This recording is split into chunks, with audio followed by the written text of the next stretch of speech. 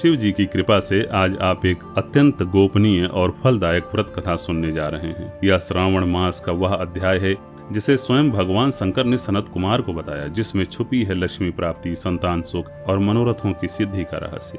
यदि आप भी अपने जीवन में धन, संतान और सुख समृद्धि की कामना रखते हैं तो यह कथा आपके लिए अमूल्य वरदान है। श्रद्धा से सुनिए रोटक व्रत एवं औटुंबर व्रत की यह दिव्य कथा और पाएं भगवान शिव का अखंड आशीर्वाद। अब आरंभ करते हैं श्रावण माह महात्म का 11वां अध्याय। सनत कुमार भगवान से कहते हैं, हे देव, मैंने आपसे श्रावण मास के सभी वारों के व्रत सुने, लेकिन आपके वचनों से मन अभी तृप्त नहीं हुआ है।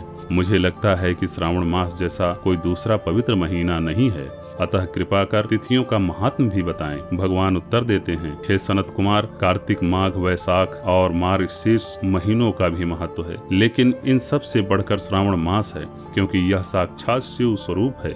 इस महीने की सभी तिथियां व्रत योग्य हैं, पर मैं कुछ विशेष तिथियों का वर्णन करता हूँ। जब श्रावण के शुक्ल पक्ष की प्रतिपदा तिथि को सोमवार आती है, तब उस वर्ष 5 सोमवार आते हैं और ऐसे में रोटक व्रत करना चाहिए।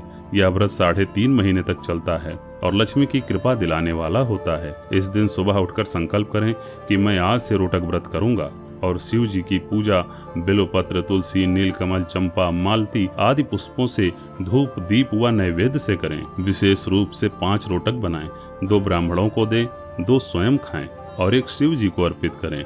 पूजा के बाद अर्घ में मौसमी फल जैसे केला, नारियल, नींबू, अनार, नारंगी आदि चढ़ाएं। यह व्रत करने से उतना फल मिलता है जितना 7 समुद्र सहित पूरी पृथ्वी का दान करने से मिलता है। यदि इसे 5 वर्षों तक किया जाए और फिर सोने चांदी के रोटक बनाकर विधि पूर्वक हवन और उद्यापन किया जाए तो सभी मनोकामनाएं पूरी होती हैं। इसके बाद भगवान औटुंबर व्रत का वर्णन करते हैं, जो श्रावण शुक्ल द्वितीया को किया जाता है।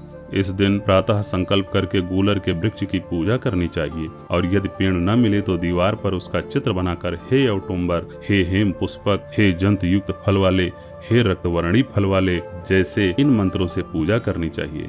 इसमें शिव और शुक्रदेव की भी पूजा होती है। फिर गूलर के 33 फल 3 भाग में बांटकर 11 ब्राह्मण को दें, 11 देवताओं को अर्पित करें और 11 स्वयं ग्रहण करें। उस दिन अन्न न खाएं और रात में जागरण करें।